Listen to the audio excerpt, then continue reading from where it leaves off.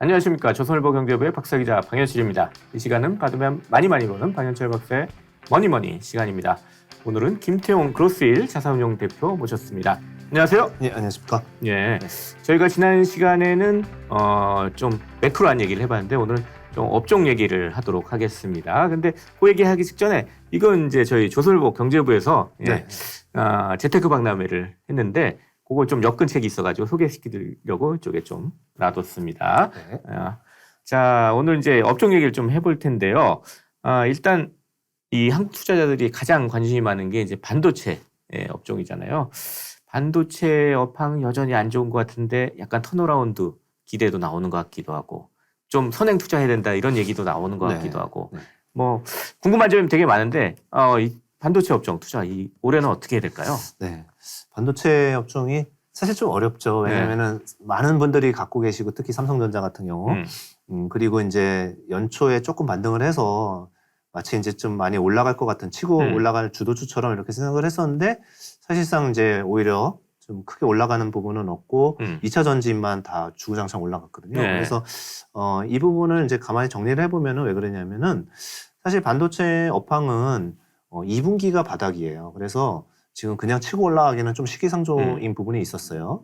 그리고 또 하나는 이제 외국인들이 많이 샀었는데 네. 외국인들은 계속 그렇게 생각을 해요. 뭐 맞는 말이긴 하지만 그 업황이 바닥 찍기 6개월 전부터 주가가 올라가니까 미리 포지션을 해야 된다라고 생각을 하고 있고 실제 그렇습니다. 그래서 그런 부분 때문에 외국인이 연초에 많이 샀는데 갑자기 그 3월 달부터 각종 은행의 위기가 터지고 네. 이러면서 외국인 사는 게 주춤했고 오히려 좀 팔았어요. 한국 시장을. 그래서 이머징 마켓에서 돈이 들어가다가 멈춰버리니까 이제 주가가 올라가기는 힘들었던 부분이 하나 있고요. 두 번째는 경기도 아직까지는 크게 회복되는 모습이 전혀 안 보이고 있기 때문에 네. 매크로 플레이를 해서 사실은 삼성전자 올라가려면 그 큰 주식이 올라가려면은 큰 자금이 들어와야 되는데 네. 국내 기관들은 안 사죠. 그 다음에 개인분들은 2차 전지에 가 있죠. 이러다 보니까 못 오르고 있는 거예요. 그래서 삼성전자나 하이닉스가 올라가려고 그러면은 이제 두 가지 조건이 필요한데 네. 첫 번째는 그 이제 반도체 재고가 줄어드는 모습이 있어야 됩니다. 네. 그래서 2분기에도 반도체 가격은 많이 빠질 거예요. 한 15% 이상 빠질 건데 그건 상관없습니다. 그리고 적자가 더 확대되는데 그것도 상관이 별로 없어요. 주가에는. 오히려 그거보다는 감사는 더 안 하니까 이제 여기서 재고가 축소되는 모습을 확인을 하면은 그때부터는 좀 센 반등이 있을 것 같고요. 네. 두 번째는 수급의 주체가 있어야 되는데 그러려면 외국인들이 다시 돌아오면서 한국을 좀 적극적으로 한국 또는 이머징 마켓을 적극적으로 사야 되는데 네. 개인분들이 먼저 살 수도 있잖아요. 그러려면은 어떤 수급에 놀리긴 하지만은 2차 전지가 조금 상승세가 너무 네. 폭발적이었으니까 네. 좀 둔화되고 이제 반도체도 좀 보자 바닥이라는데 이런 이제 그 어떤 수급의 변화가 네. 있으면은 충분히 오를 수 있다. 그러면은 나중에 따라 사는 거는 큰 의미가 없잖아요. 그 큰 주식을 따라 사면 어떡합니까? 그냥 미리미리 포지션을 조금씩 해 놓으시거나 네. 또는 갖고 계신 분들은 2차 전지 올라가면 배 아프고 막 힘드시는데 그래도 참고 갖고 계셔야 됩니다. 왜냐하면 마지막으로 펀더멘탈 관련한 얘기 하나만 드리면 트렌드 포스라는 이제 전문 반도체 리서치 기관이 있어요. 예. 그래서 굉장히 잘 신뢰를 받고 있는 기관인데 거기서 보면은 3분기에 공급과 수요를 봤을 때 그때 초과 공급이라고 원래 보고 있었다가 예. 한 2주 전에 의견을 바꿨어요. 그래서 3분기가 하면은 초과 수요가 나올 것 같다. 공급이 오히려 모자랄 것 같다라고 의견을 바꾸고 있습니다. 그리고 네. 마이크론이나 이런 기업들도 실적 발표하면서 전망치를 앞으로는 괜찮다 뭐 이렇게 나쁘지 얘기하죠. 않다 이렇게 예. 얘기를 하고 있죠. 그러니까 굳이 막 올라가는 거 다 확인하면서 따라 사는 것보다는 조금씩 갖고 계신 분은 잘 갖고 계셔야 되고요. 또 너무 없으셨던 분들은 좀 이쪽에도 관심을 가지시는 게 맞을 것 같습니다. 재고와 수급 신호를 좀 봐야 된다 일단. 네, 그렇고요. 그 반도체 얘기니까 이게 만약에 삼성전자 그래도 그게 재미없지 올라봐야 하루에 1, 2%인데 이렇게 생각하시면은 예를 들면 반도체 소재라든지 장비라든지 이런 기업들은 예. 베타가 훨씬 높기 때문에 좀 더 공격적인 투자 성향을 갖고 계신 분들은 같은 반도체 업종은 같이 움직입니다. 예. 그래서 그런 쪽을 공부해 보셔도 좋죠. 네. 또 이제 방금 2차 전지 얘기하셨는데 지금 2차 전지가 너무 뜨거워요. 이거 네. 너무 과열 아니냐 뭐 이런 얘기도 나오는데 이거 어떻게 좀 보세요? 네. 결론 위주로 먼저 말씀드리면 제 생각이지만 그 단기는 과열이 맞지만 장기적으로 봤을 때는 맞는 방향으로 가고 있기 때문에 예. 그냥 장기 투자자들은 그냥 무시하시면 될 것 같고요. 단기적으로 좀 네. 뒤늦게 사셨거나 이런 분들은 이제 포트폴리오에서 이제 너무 주변주까지 확장했던 분들은 조금 핵심주 위주로 이제 좀 모으는 이런 예. 방법이 좀 추천이 되긴 합니다. 근데 저는 이제 뭐 2차 전지를 2년 내내 너무 이제 거의 전도사라는 얘기 네. 들을 정도로 이제 너무 강조를 하고 다녔기 때문에 지금도 좋다고 얘기 들으면은 또 이제 욕도 먹을 것 같고 계속 저는 네. 그냥 변화가 없어요. 그러니까 네. 이런 거죠. 기울기 여기 방송에서도 화면이 보일지 모르겠는데 기울기가 이렇게 잡혀 있어요. 2차 전지는. 근데 2차 전지가 이렇게 움직이는데 이렇게 작년 4분기에는 테슬라 안 팔린다고 또 공매도 치고 난리 났었잖아요. 예. 기관들이. 예. 근데 왜 공매도 쳤는지 이해가 안 가지만 어쨌든 이렇게 갔다가 지금 이렇게 좀 앞서 있는 거예요. 네, 기울기는 맞아요. 그러니까 또 네. 떨어졌다가 또 올라가겠죠. 그래서 저는 이제 한 장기 투자자들은 한 2, 3년은 더 가져가야 되는 큰 사이클은 전혀 끝난 게 아니기 때문에 2차 전지는 좋게 봅니다. 기본적으로. 예. 네, 예. 단기적으로만 조심하자. 네, 이렇게 정리하겠습니다. 또 하나 이제 중국의 리오프닝 이 네. 기대가 되게 많았어요. 근데 생각보다 그렇게 세지 않다. 네. 효과가 뭐 이런 말도 나오는데 네. 이 중국의 리오프닝 수혜를 받는 쪽 이거는 이런 업종들은 어떻게 좀 봐야 될까요? 네, 그래서 이제 리오프닝이라고 그러면은 미리 이제 요새 워낙 아이디어들도 좋으시고 발 빠르시기 때문에 미리 가 계신 데가 화장품이라든지 면세점, 카지노, 여행 이런 쪽에 가 계셨죠. 네. 근데 이거를 미리 간 게 이제 작년부터 가 있던 것 같거든요. 작년 말부터. 그러니까 이제 주가가 다른 전체적인 주가를 보면 다 이제 많이 빠져 있는데 그런 주식들은 잘 버텼어요. 그러니까 이제 수급이 많이 차 있었던 부분들이 지금 못 오르는 이유인 것 같고요. 네. 이거는 이제 뭐 한 분기 내내 쉬었기 때문에 또 중국에서 실질적으로 한국에 들어오는 모습들 보고 또 소비 데이터들 보면은 또 올라갈 수 있어요. 네, 그렇게 생각을 하기 때문에 전 나쁘게 보이지는 않습니다. 네. 그런데 이제 저희 같은 기관에서는 오히려 이제 그거보다는 중국 관련하면은 여기 경기가 회복이 되면은 사실 산업재들도 조금 봐야 돼요. 그래서 이제 철강이라든지 네. 또는 화학, 순수화학, 2차 전지가 아니라 순수화학 주식 이런 기업들도 좀 볼 때가 됐다. 그래서 저희는 그런 부분들을 좀 이제 포지션을 늘리고 있었고요. 예를 들면 쉽게 생각하면 그런 거죠. 그냥 꼭 리오프닝 해가지고 우리가 여행만 다니는 게 아니라 뭘 소비를 하고 물건도 사겠죠. 그렇죠. 예. 차를 사건 스마트폰을 사건 아니면은 그냥 과자를 사더라도 다 필요한 것들이 화학 소재들이에요. 그래서 편의점을 가서 뭘 사도 비닐봉다리에 담고 오면은 예. 그거는 다 케미칼 회사들이 만드는 그런 소재들이기 때문에 이제 이런 부분을 통해서 실제 경기 회복에 이제 민감하게 영향을 받는 이런 쪽이죠. 그래서 우리가 보면은 포트폴리오가 성장주, 2차 전지도 성장주 또는 뭐 엔터주도 성장주 이런 쪽 위주로 많이 쏠려가 있다면은 이 반대편에 지금은 좀 지루하더라도 이러한 경기 관련주들이 좀 있을 필요가 있습니다. 산업재 네. 관련한. 네. 그쪽까지 좀 봐주는 그렇죠. 게 좋겠다. 네. 차라리 저는 리오프닝 네. 수혜를 그쪽으로 공략을 했습니다. 네.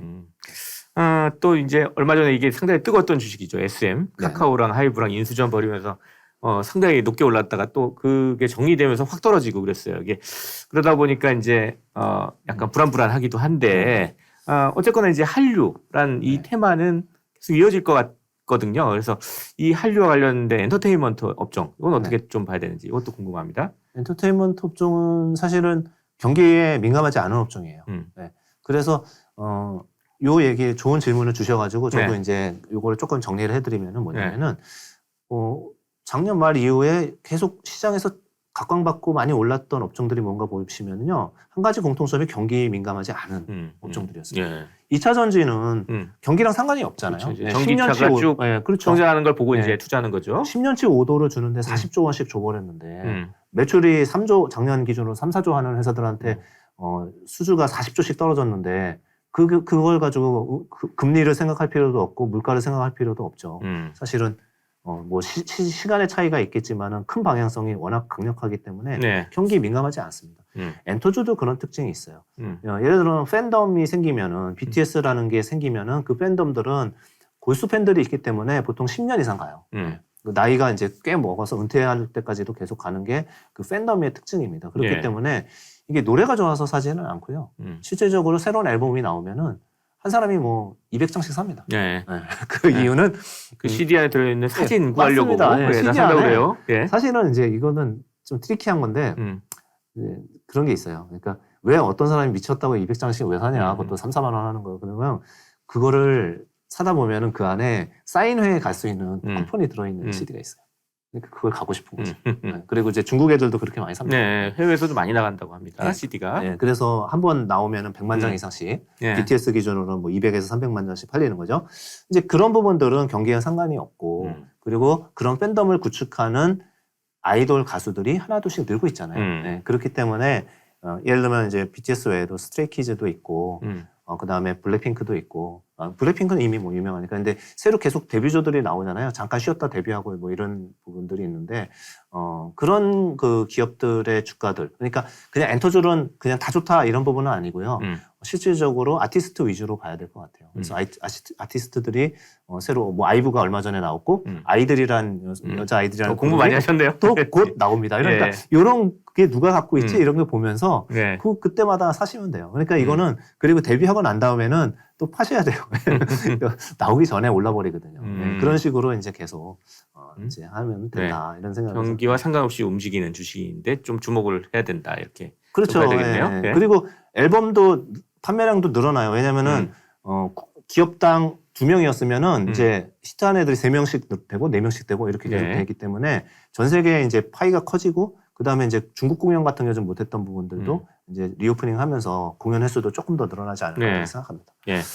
또 지난 시간에 이제 우리 매크로 얘기하면서 이제 미국 금리 인상이 거의 종료될 시점에 왔다 이제 신호가 나온다 이런 얘기도 해봤는데 그럴 때 이제 좀 성장주에 주목해 보라고 이제 말씀하셨어요. 그래서 이제 한국의 성장주로 하면 네이버, 카카오 뭐 다 이렇게 얘기하는데 지금 뭐 이 네이버, 카카오 사신 분들 상당히 가슴 아픈 분들이 많은데 지금 사도 될까요? 어떨까요? 네, 괜찮죠. 네. 저는 이제 늘 5종목은 갖고 가시라고 말씀을 드리거든요. 어떤 방송 나올 때마다 한두 종목은 잘못 걸려서 지루하게 묶이면은요 속 터집니다. 그래서 꼭 베타가 서로 다른 그러니까 성장주가 올라갈 때 가치주가 빠지고 가치주가 올라갈 때 성장주가 빠지고 이러잖아요. 근데 대표적으로 가장 피해를 받은 업종이 인터넷 게임 바이오예요. 금리가 이제 2년 동안 좀 최근까지도 계속 올라가면서 금리가 올라가면은 성장주는 무조건 빠집니다. 그거는 이제 시간 관계상 그냥 각자 공부해 보시면 될 것 같고요. 왜냐하면 미래 이익이 그냥 통신주는 매년 따박따박 이익이 똑같잖아요. 근데 그 성장주들은 이익이 지금은 작은데 미래에 많기 때문에 금리가 높으면은 미래에 이익에 할인을 많이 해서 갖고 오기 때문에 전체 가치가 성장주 가격은 금리가 반대로 간다 이렇게 좀 탁 생각하고 떨어지는 거죠. 그래서 이제 뭐 여러 번 말씀드렸지만 카카오와 네이버가 고점 대비 60%씩 빠져 있는 이유 중에 절반은 성장률이 둔화가 돼서 그렇고요. 절반은 금리 때문에 그래요. 그래서 이제 그런데 이제 아까 우리가 충분히 얘기한 것처럼 물가 금리가 떨어지는 부분은 방향성은 잡혀 있는 것 같고 그렇게 되면은 그 피해 받은 게 이제 다시 보상으로 작용을 할 가능성이 높고요. 그렇게만 해가지고 바로 주도주가 되지는 절대로 안 됩니다. 주도주가 되려고 그러면 실제 핵심 이익이 올라와야 되는데 올라올 수 있느냐 이 부분이 문제인데 떨어지진 않아요. 작년에는 이제 플랫으로 거의 둔화됐었거든요. 이익이. 근데 네이버 기준으로는 올해는 한 뭐 그래도 10% 이상 이익 성장이 기대가 되고 있고요. 두 번째는 카탈리스트가 또 있어야 되는데 어떤 촉매제. 이게 사실은 우리가 챗GPT 가지고 이제 관련주들이 랠리를 했잖아요. AI 관련주들이. 근데 사실상 이런 것들을 주도할 수는 한국에서 주도할 기업은 네이버, 카카오 둘 중에 하나겠죠. 그래서 이제 마이크로소프트가 챗GPT를 공개를 했고 구글도 공개를 했지만 이제 찐빠를 먹었고요. 네이버, 카카오는 챗GPT만큼 할 수는 당연히 없겠지만은 우리는 한국어를 쓰는 이제 국민이면서 동시에 한국어로 테스트를 해야 되는데 챗GPT가 하는 것만 그것보다만 잘하면 됩니다. 왜냐하면 거기는 영어로는 더 잘할 거예요, 당연히. 그런데 우리는 한국어로 해야 되고요. 음성인식도 되게 중요해요. 왜냐면은 이거 지금 언제까지 타이핑하고 있을 거예요. 분명히 몇 년 안에 음성인식 100% 인식하면서 그렇게 대답해 주는 게 그렇게 가겠죠. 너무나 자연스럽게. 그때 한국말을 인식할 수 있는 거는 결국은 또 한국 기업이기 때문에 한국은 우리가 인터넷 기업들, 서치 엔진 이러한 플랫폼 기업을 우리 시장을 지킨 유일한 국가잖아요. 이렇기 때문에 여기서 얘네들이 곧 뭐 상반기 중에 이제 AI를 발표를 하게 되면 오픈 AI를 발표를 했을 때 그때 어떤 촉매자가 또 될 수도 있어요. 왜냐면 그때 가면 또 지금 뉴스 도배하다시피 뭐 알 수 없잖아요. 그런 걸 미리 길목을 지켜야지 그때 가서 뭐 다 하면 안 됩니다. 그래서 제가 이제 다시 얘기하면은 지금 재미없죠. 그리고 5종목 중에 한두 종목으로 갖고 갈 수 있다라는 부분은 그 시기가 이제 올 수 있다라는 거죠. 예, 2분기, 뭐 3분기 중에 올 수 있다는 거죠. 예. 방금 이제 챗 GPT 얘기도 하셨는데, 그러면서 네. AI 테마가 막 또 터졌어요. 근데 이 앞서가지고 메타버스, NFT 테마 해가지고 좀 투자해서 대인분들이 좀 투자자들이 꽤 있거든요. 네. 이 챗 GPT로 이제 또 촉발된 AI 테마, 요거 실체가 있는 걸까요? 실체 있죠. 네. 현재 실체가 있는데, 예. 그 핵심 수혜주가 있고, 실질적으로 수혜는 안 받지만은 그냥 분위기에 휩쓸려 같이 올라간 주식들이 있을 겁니다. 그래서 그 부분에 대한 옥석 가리기를 하는 건 너무 중요합니다. 그런데 네. 보수적인 투자자 입장에서는 이제 저는 계속 그냥 핵심을 건드려야 된다라는 생각을 하고, 오픈 AI나 챗GPT는 저 미국에서 온 거잖아요. 미국 거잖아요. 네. 그리고 한국의 수혜 업체가 사실상은 그냥 분위기가 그런 거지 실제는 별로 없죠. 같이 그냥 돈 버는 업체는 그렇게 많지는 않을 거예요. 그 정도로. 주가 오른 만큼. 그렇지만은 미국에서 먼저 찾아본다 그러면 당연히 그걸 갖고 있는 마이크로소프트, 빙이라는 엔진을 가지고 이제 검색들을 많이 하기 시작했죠. 제가 안 그래도 데이터를 보고 왔는데 하루에 1억 명씩 빙으로 네. 검색하는 사람이 1억 예, 명 마이크로소프트의 네. 검색 엔진이죠. 예. 네, 그거밖에 안 됐는데 지금 3억 명으로 올라왔어요. 3월 달에 가면. 네. 그러면은 구글은 마켓시가 지금 검색이 떨어졌거든요. 네. 네, 실제 데이터가 그렇게 나옵니다. 그러니까 구글이 전 세계 89% 정도의 마켓시어를 갖고 있습니다. 네. 89%는 다 구글로 검색을 해요. 요새는 혹시 몰라서 빙으로 검색한 사람이 많아졌는데 챗GPT 때문에 3배나 늘었다 이런 거죠. 그러면은 이 구글은 잃을 게 더 많고요. 마이크로소프트는 어떻게 훨씬 많겠죠. 네. 이런 부분들이 점점 이렇게 크게 이거는 굉장히 큰 변화가 실제 일어나고 움직이고 있는 있는 게 있다. 네. 예. 근데 여러분 다 아시는 거고요. 이 변화가 펀드 매니저들이 알고 있는 뭐 고급 정보도 아니고 모두가 알 수 있고 이미 많이 진행이 되고 있고 예. 천천히 움직여요. 이런 거대한 움직임은 천천히 움직입니다. 애플의 아이폰 나와서 그 보급될 때 다 알고 있었잖아요. 근데 애플 주식을 다 사서 그걸 갖고 계시진 않았잖아요. 그런 식으로 자꾸 네. 생각을 많이 하시고 더 검색해 보시고 거기에 핵심을 집으셔야 돼요. 네. 그래서 미국에는 그런 핵심주가 있다. 명백한 수혜주가 있다. 그 다음에 거기에 대해서 아무리 플랫폼이 있다고 그래도 결국은 그 머신러닝을 해서 빅데이터를 쌓고 초고대 모델을 만들려고 그러면 데이터 센터가 있어야 되고 거기는 엔비디아와 같은 GPU가 있어야 되고 그렇죠? 이제 그런 기업들 뭐 AMD라든지 이런 기업들은 핵심 수혜주다. 그러니까 그런 미국 투자하시는 분들은 그건 절대 파시면 안 되죠. 뭐 당연히 갖고 계실 것 같고 이거 관심 있으신 분들은 파시면 안 되죠. 크게 보셔야 됩니다. 크게 보셔야 되고 한국의 AI주들도 잘 될 것 같아요. 왜냐하면 아까 네이버가 뭘 발표할 수 있다라고 얘기한 것처럼 걔네들은 우리는 한국의 AI는 한국어를 써야 되기 때문에 한국어 서비스 인식하는 이런 기업들도 있을 거고 그런 기업들의 핵심 기업들은 네. 실체는 분명하다. 그러나 주가 속도나 이런 부분들은 이제 그거는 잘 모르겠어요. 네. 그거는 이제 어닝이 뒷받침이 돼야 되기 때문에 그렇습니다. 예. 그 뭐 로봇주는 또 어떻게 보세요? 로봇도 똑같은 것 같아요. 네. 그래서 이제 로봇의 방향성을 AI 방향성을 의심하시는 분이 없듯이 로봇의 방향성도 의심하시는 분은 없을 것 같아요. 네. 그리고 앞으로는 다 집안에 가정용 로봇 하나씩은 다 있겠죠. 예, 뭐 예를 들면서 로봇 청소기 보급 많이 되듯이 네. 있을 거고 그 다음에 이제 저희가 식당 가면은 서빙 로봇이 이미 많이 보이고 그 다음에 우리가 주문할 때 지금은 다 아이패드에 그 탭으로 주문하잖아요. 네. 이런 식으로 이제 자연스러운 변화들이 있을 거예요. 그래서 로봇 산업도 그냥 예를 들어서 이제 저희가 기관 투자가들이 되게 싫어하는 게 일시적인 테마주예요. 테마주나 막 뉴스나 뭐 어떤 이런 부분들인데 대표적으로 하나 구분하실 수 있게끔 얘기해 볼게요. 예를 들어 수소에 대한 테마가 작년에도 충분히 있었고 수소차, 뭐 수소발전소 막 엄청난 테마가 있었죠. 주가 어땠습니까? 왜냐면요. 전기차는 세계에서 500만 대 팔리는데 연간 수소차는 전 세계에서 15,000대밖에 안 팔려요. 예. 그럼 그 숫자를 보고서 매출이 일어나는지를 봐야 되는데 그렇지 않다라는 거죠. 네. 그건 테마고요. 네옴시티, 사우디. 네. 한국의 건설사들이 가서 하려고 그러는데 한 5년, 10년 걸릴 거예요. 그리고 실제 수주가 정확하게 있어야 되는 거고. 숫자가 뒷받침되지 않는, 이익이 뒷받침되지 않는 그런 것들은 그냥 테마에서 테마로 끝날 가능성이 높습니다. 그렇지만은 로봇 같은 경우는 매출이 뒷받침은 됩니다. 그런데 역시 마찬가지로 너무 쉽다 보니까 주가가 이제 막 그 삼성전자가 투자했다라는 그 회사의 주가는 지금 뭐 시가총액이 1조 6천 뭐 이 정도 가 있잖아요. 그래서 너무 빨리 간 거예요. 너무 빨리 간 건데 그 회사 매출이 작년에 100억이었고 이제 올해 예상이 뭐 300억 내외 될 것 같아요. 근데 그런 속도, 그러니까 분명히 매출이 3배나 올라가니까 좋은 거 맞죠? 앞으로 10배도 올라가겠죠, 매출이. 그런데 그거를 조금 빨리 반영했다, 주가는. 그러니까 이게 떨어질 때도 많이 떨어질 수도 있고요. 그런데 뭐 그 방향이 맞으면 또 그 다음은 차차차 또 올라갈 수 있겠죠. 그러니까 이러한 변동성을 다 어느 정도 감내하실 수 있거나 아니면은 좀 충분히 이제 좀 싸졌을 때 사거나 이런 식은 이제 유효하다고 생각합니다. 그렇지만 주가가 단기적으로 좀 많이 오른 거는 반드시 조심해야 된다. 이렇게 이제 말씀드리겠습니다. 예. 자, 이렇게 해서 여러 가지 이제 업종들 얘기 쭉 해봤는데 마지막 질문으로 이제 올해 그럼 피해야 될 업종이 있을까? 뭐 이게 궁금합니다. 네.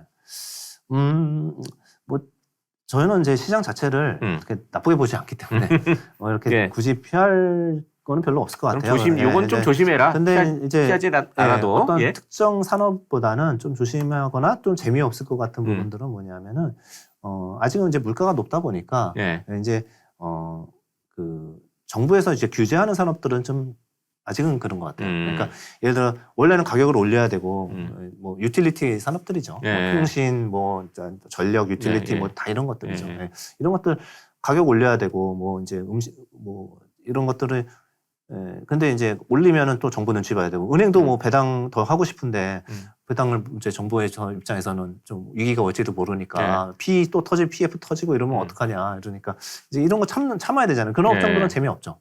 첫째로 그렇고 두 번째로는 이제 경기 민감한 업종 중에서 공급 과잉인 업종들이 좀 있어요. 그런 업종들도 제가 뭐 딱 집어서 말씀드리긴 그런데 그냥 순수 철강이라든지 이런 부분들은 화학이나 이런 데에 비해서는 좀 여유에 있다 이런 생각이 들어요. 그리고 마지막으로는 너무 이제 수급이 몰려가지고 너무 많이 오른 주식들 그냥 아까 다 얘기했기 때문에 그 안에 다 답이 있을 거예요. 그런 부분들은 조금 가져가는 건 좋아요. 그러니까 저는 5종목을 얘기를 하는 게 그중에 나는 너무 이게 확신이고 이런데 그러면은 10%라도 갖고 있어야죠. 그런 식으로 이제 포지션을 하시는 게 좋지 이거를 이제 주력 종목으로 이제 삼기에는 너무 급등 주식은 좀 조심할 필요가 있다. 오히려 좀 빠져 있거나 아까 쭉 말씀드렸던 제가 말씀드렸지만은 주가가 별로 못 올랐거나 그걸 왜 지금 얘기해? 좀 하나도 안 오르는데 이런 주식들을 오히려 이제 이렇게 조금씩 담아가는 이런 식으로 이제 포트폴리오를 매니지를 하면은 재밌어요. 왜냐면은 얘네들이 빠질 때 얘네들이 또 올라주거든요. 그리고 지치지 않고 물려가지고 소외되지 않고 이런 부분들이 있습니다. 그래서 이렇게 좀 정리를 하고요. 그 다음에 이제 성장주들을 많이 보셔야 돼요. 왜냐하면 금리가 떨어지기 때문에 성장주들이 이제 좋은 것 같고 그 중에는 이제 우주 관련주들이나 그러니까 인공위성, 저궤도 위성 뭐 이런 부분들도 좀 봐야 될 것 같아요. 네. 예, 감사합니다. 오늘은 김태용 그로스힐 자산운용 대표 모시고 앞으로 주목해야 할 업종에 대해서 얘기를 나눠봤습니다. 마지막으로 이제 저희 시청자, 구독자 여러분께 짧게 마무리 인사 부탁드리겠습니다. 네, 그 주식시장이 그 전문가들도 매우 헷갈릴 정도의 그 변동성이 크고 미국에 있는 정책 당국자들도 매우 힘들어하는 그러한 매크로 환경인 것 같습니다. 이럴 때 중심을 잡는 방법은 지수를 예측하기보다는 조금 기업 단에 기업에서 이러한 기업들이 좋아지고 이러한 산업들이 앞으로 2년간은 좋아지겠다라고 생각하는 그게 뭐 태양광이 됐건 아니면 신재생 에너지가 됐건 2차 전지가 됐건 이런 산업들 위주로 접근을 하시고 그 다음에 하나 더 가서 기업들 위주로 접근을 하시면은 조금 더 편안하게 기업의 이익이 계속 올라오는 기업들 분명히 있거든요. 그런 기업들 꽉 잡고 잘 가시고 잘 버티시면은 이러한 매크로의 흔들림, 헷갈림 이런 부분들이 많이 어느 정도 해소가 되시지 않을까 저는 이렇게 생각합니다. 그래서 아무쪼록 성투하셨으면 좋겠습니다. 네, 감사합니다. 예, 감사합니다. 지금까지 김태용 그로스힐 자산운용 대표 그리고 저는 조선일보 경제부의 박사이자 방현철이었습니다. 그럼 다음 시간에 또 뵙도록 하겠습니다. 감사합니다. 감사합니다.